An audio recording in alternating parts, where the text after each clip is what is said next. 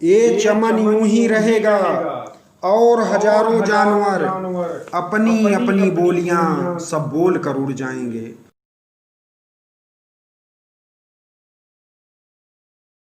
ये चमन यूं ही रहेगा और हजारों जानवर अपनी अपनी बोलियां सब बोल कर उड़ जाएंगे। ये चमन यूं ही रहेगा और हजारों जानवर अपनी अपनी बोलियां सब बोल कर उड़ जाएंगे। जैसा कि आप सभी जानते हैं कि ये पूरी दुनिया, सारी कायनात अनेक रहस्य, रोमांच, विविधताओं से भरी पड़ी है। बहुत सारे ऐसे कृतित्व, ऐसे कर्तव्य बोध आपको दिखेंगे जो अविश्वसनीय से लगेंगे, लेकिन उनकी सत्यता, उनकी प्रासंगिकता सर्वकालिक होती है। उसी का परिणाम है कि कुछ ऐसे विषय वस्तु जो आश्चर्यचकित करते हैं लेकिन अपनी सत्यताओं के साथ। जी हाँ, हम बात करते हैं डायनासोर की, जो आज से करीब 23,000 करोड़ वर्ष पहले अस्तित्व में हुआ करते थे और इनकी उपस्थिति एक लंबे समय तक करीब 16 करोड़ वर्ष तक पृथ्वी पर बने रहे। और डायनासोर इस शब्द को सर्वप्रथम सर रिचर्ड ओवेन ने दिया था, जो दो शब्दों से डायना और सौर से मिलकर बना है, जिसका मतलब होता है एक चमत्कारी, एक विशालकाय, एक अद्भुत छिपकली। और कालांतर में इस विषय वस्तु पर डॉक्टर स्टीवन स्पीलबर्ग ने जुरासिक पार्क नाम की एक फिल्म बना करके इसकी प्रासंगिकता को वैश्विक स्तर पर बढ़ाया था। और इसके संबंध में, डायनासोर के संबंध में विस्तृत जानकारी के लिए प्रस्तुत है एक रिपोर्ट। आप बहुत ही ध्यान से देखें। अन्य सारी विषय वस्तु के संदर्भ में एक रिपोर्ट।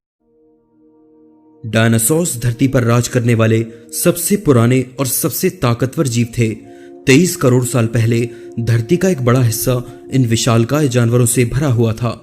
जहां एक तरफ डायनासोर्स हॉलीवुड फिल्मों और वैज्ञानिक खोजों का एक दिलचस्प विषय हैं, वहीं इनसे जुड़े कई राज ऐसे भी हैं जिनका जवाब ढूंढ पाने में मानव असफल रहा है। हम ऐसे समय में जी रहे हैं जहां हम किसी डायनासोर को घर पर लाकर उसकी जांच नहीं कर सकते। हम पूरी तरह से धरती में मिले उनके जीवाश्मों पर निर्भर हैं। उनके आकार से लेकर उनके व्यवहार तक ऐसे कई सवाल हैं जो हमारी रुचि को डायनासोर्स के प्रति और भी ज्यादा गहरा कर देते हैं। आज के इस एपिसोड में जानेंगे डायनासोर्स से जुड़े कुछ ऐसे ही दिलचस्प रहस्यों के बारे में।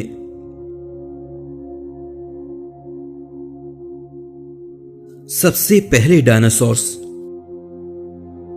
हम में से ज्यादातर लोग जानते हैं कि आज से करीब 23 करोड़ साल पहले धरती पर 300 से ज्यादा डायनासोर्स की प्रजाति रहा करती थी, लेकिन हमें जरा भी अंदाजा नहीं है कि आखिर सबसे पहले अस्तित्व में आने वाले डायनासोर्स कौन से थे, क्योंकि वर्तमान में हमारे पास उनके चंद जीवाश्म ही मौजूद हैं जिनसे ज्यादा कुछ पता नहीं लगता।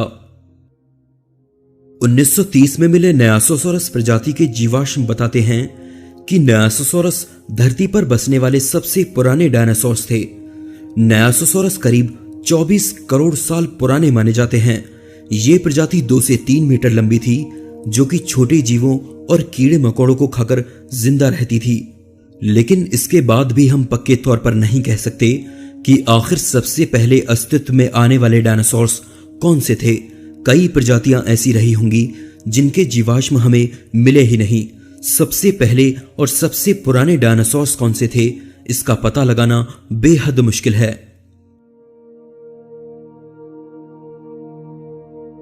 सबसे बड़े डायनासोर्स। कुछ लोगों का मानना है कि सुपरसॉरस सबसे विशालकाय डायनासोर्स थे, लेकिन ऐसा कहना पूरी तरह से गलत होगा। सच तो यह है कि सुपरसॉरस डायनासोर्स की विशालकाय प्रजातियों में से एक थे। इनके अलावा भी डायनासोर्स की कई बड़ी प्रजातियों के जीवाश्म हमें मिले हैं, जो हमारे सामने एक बड़ा सवाल खड़ा करते हैं कि आखिर सबसे बड़े डायनासोर्स कौन से थे। मौजूदा जीवाश्म भी इसका जवाब देने के लिए काफी नहीं है। हड्डियों के ढांचों को जोड़कर भी ये पता नहीं लगाया जा सकता कि आखिर डायनासोर्स की सबसे विशालकाय प्रजाति कौन सी थी। जैसे जैसे हम डायनासोर्स के नए जीवाश्मों की खोज कर रहे हैं, वैसे वैसे हमें पता लग रहा है कि डायनासोर्स की कई विशालकाय प्रजातियां अब भी खोजे जाने का इंतजार कर रही हैं। जब तक धरती में दफन सभी जीवाश्मों की खोज नहीं कर ली जाती, तब तक ये एक बड़ा राज बना रहेगा। सबसे तेज डायनासोर्स। हॉलीवुड फिल्मों में डायनासोर्स को तेजी से भागकर शिकार करते हुए दिखाया जाता है, जो कि एक तरह से गलत है। डायनासोर्स अपने शरीर के आकार और बनावट के चलते तेजी से हरकत करने में काफी मुश्किल का सामना करते थे। उनका बड़ा शरीर और छोटी टांगे उनके तेजी से भागने में अड़चन पैदा करती थीं। पर ऐसा नहीं है कि सभी डायनासोर्स तेजी से भाग या हरकत नहीं कर सकते थे। लेकिन यहीं आकर एक बड़ा सवाल खड़ा हो जाता है कि आखिर सबसे तेज डायनासोर्स कौन से थे। उनके फुटप्रिंट और दूसरे सबूतों से वैज्ञानिक इस बात का पता लगाने में हमेशा से ही मुश्किलों का सामना करते आए हैं। एक हद तक अंदाजा लगाया गया है कि बड़े और मांस खाने वाले डायनासोर्स धीमे और सुस्त, जबकि आकार में छोटे ऑर्निथोमिमिड काफी फुर्तीले और तेजी से भाग सकते थे। वे किस रंग के थे? मूवीज में डायनासोर्स की त्वचा का रंग ज्यादातर हरे और गहरे रंगों में दिखाया जाता है, जो कि पूरी तरह से काल्पनिक सोच पर आधारित है। कुछ लोग उनकी पीढ़ियों से उनकी त्वचा के रंग का अंदाजा लगाते हैं, लेकिन डायनासोर्स की त्वचा का रंग कैसा था, ये एक बड़ी बहस का विषय है। 2008 में मिले एक 10 करोड़ साल पुराने पंख को स्कैन करके खोजकर्ता इस बात का अंदाजा लगा रहे हैं कि आखिर ये विशालकाय जीव किस रंग के थे। स्कैन में मिले कोशिकांग के रंग से इस बात का पता लगाया गया कि पंखों वाले डायनासोर्स का रंग कैसा था, लेकिन ये दुर्लभ सबूत डायनासोर्स की दूसरी प्रजातियों की त्वचा का रंग बता पाने में बिल्कुल भी सहायक नहीं है। इसके अलावा इससे मिली जानकारी भी समय के साथ धुंधली होती आई है।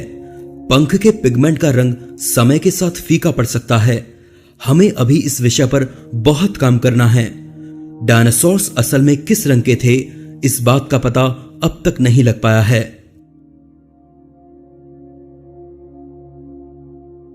वे अपने बच्चों को कैसे पालते थे? ये बात तो तय है कि डायनासोर्स की हर प्रजाति अपने बच्चों को अलग अलग तरह से पालकर बड़ा करती होंगी, लेकिन दुर्भाग्य से हम इसके बारे में ज्यादा कुछ नहीं जानते, क्योंकि जानवरों के आकार और बनावट का पता उनके जीवाश्मों से लग सकता है, लेकिन इससे उनके व्यवहार का पता नहीं लग पाता। हमारे पास उनके द्वारा जमीन पर बनाए गए अंडों के घोंसले के बेहद दुर्लभ सबूत मौजूद हैं। इसके अलावा हम वर्तमान में अंडे देने वाले पशु पक्षियों के व्यवहार से इस बात का अंदाजा लगा सकते हैं। हमें ये बात पता है कि डायनासोर्स एक बार में कई अंडे देते थे। आंकड़ों से पता लगा है कि साइज़मोसॉरस एक बार में 25 से 30 अंडे देते थे, क्योंकि वे जानते थे कि शिकारियों के हमलों के बाद कुछ ही अंडे सुरक्षित बच पाएंगे। 1970 में मायासौरा प्रजाति के धरती पर बने घोंसलों के अवशेष मिले, जिनसे मायासौरा के व्यवहार के अध्ययन में काफी मदद मिली। पता लगा कि मायासौरा अपने बच्चों की देखभाल तब तक किया करते थे जब तक वे खुद से अपना पेट भरने लायक नहीं हो जाते थे। वहीं दूसरी तरफ कुछ प्रजाति ऐसी भी थीं जो अपने नवजात बच्चों को पूरी तरह से उनके भाग्य पर छोड़कर चले जाते थे। एपेटोसॉरस शाकाहारी थे और वे अंडों की देखभाल तब तक किया करते थे जब तक उनसे बच्चे बाहर नहीं आते थे। लेकिन चंद प्रजातियों के व्यवहार से समूची डायनासोर्स जाति का पता नहीं लगता। हम सही नहीं जानते कि वे आखिर अपने बच्चों को कैसे पालते थे। उन पर उगे सींग, कांटे और कलगियां। कई डायनासोर्स के सरों पर सींग और कांटेदार कलगियां पाई जाती थीं, जिसका सबसे बड़ा उदाहरण फैंसी हेडगियर वाले ट्राइसेराटॉप्स थे, जबकि कुछ की कमर पर भी कांटेदार कलगियां थीं।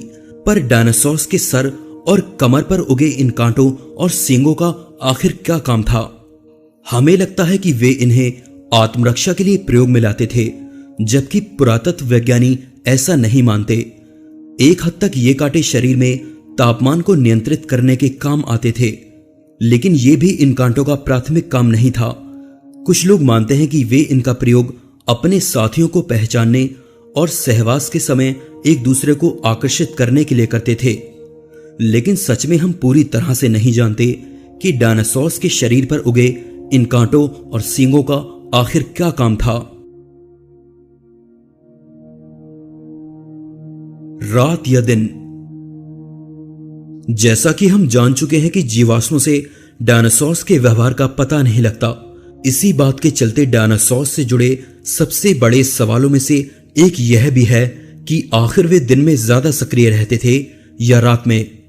काफी हद तक ये माना गया है कि डायनासोर्स रात में ज्यादा सक्रिय होते थे, क्योंकि उनके जीवाश्मों से मिले आंखों के पास की हड्डियों में बने घेरों से पता लगा है कि इससे उन्हें रात में चीजों को ज्यादा स्पष्ट देखने में मदद मिलती थी।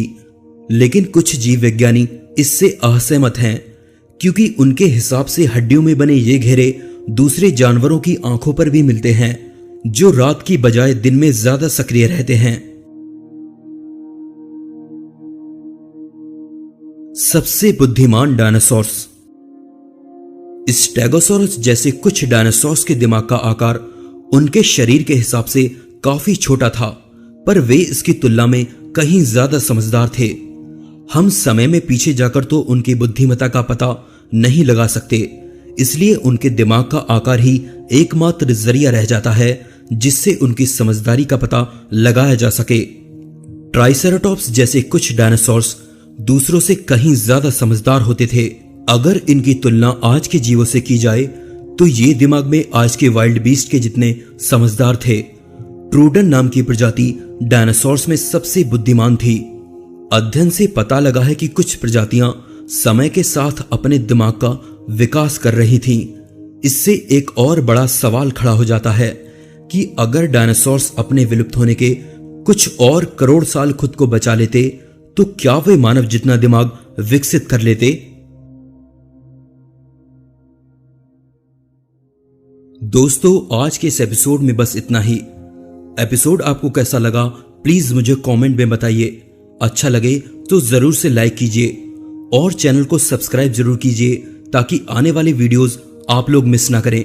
आपने वीडियो देखा होगा और बहुत सारी जानकारियों से आप रूबरू हुए होंगे, और ये ऐसी विषय वस्तु है कि जितना भी इसको देखा जाए जिज्ञासा उतनी ही बढ़ेगी, उतनी आप अन्वेषण के लिए, उतना जानने के लिए आप अपने को सद तत्पर रखेंगे।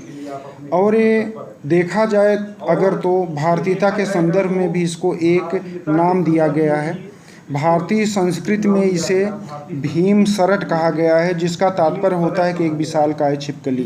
क्योंकि अगर देखा जाए तो हमारे प्राचीन काल में जो भी सरीसृप वर्ग से हों या पक्षी वर्ग हों, ये जो डायनासोर होता है दोनों का प्रतिनिधित्व करता है, दोनों वर्गों का पूर्वज माना जाता है। और पृथ्वी पर ये सबसे विशालकाय कशेरुकी प्राणी के रूप में इसकी उपस्थिति बनी रही।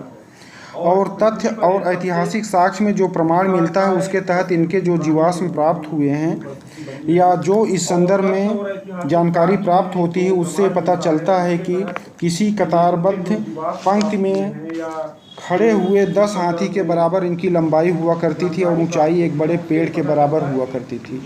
लेकिन बाद में प्राकृतिक संघर्ष और प्राकृतिक घटना के क्रम के कारण और इनकी भारी भरकम शरीर ही इनके विनाश के लिए एक कारण बनी, और ये जो है अपने अस्तित्व की लड़ाई में बने रहे। क्योंकि जीवाश्मों के आधार पर इनकी लंबाई का आकलन किया जा रहा है और अभी तक ये निश्चित रूप से नहीं कहा जा सकता कि इनके सबसे बड़े जीवाश्म की लंबाई क्या हो सकती है। फिर आगे एक नए मुद्दे और विषय वस्तु के साथ फिर मिलेंगे। तब तक के लिए जय हिंद, जय भारत। कुंज बिहारी पांडे।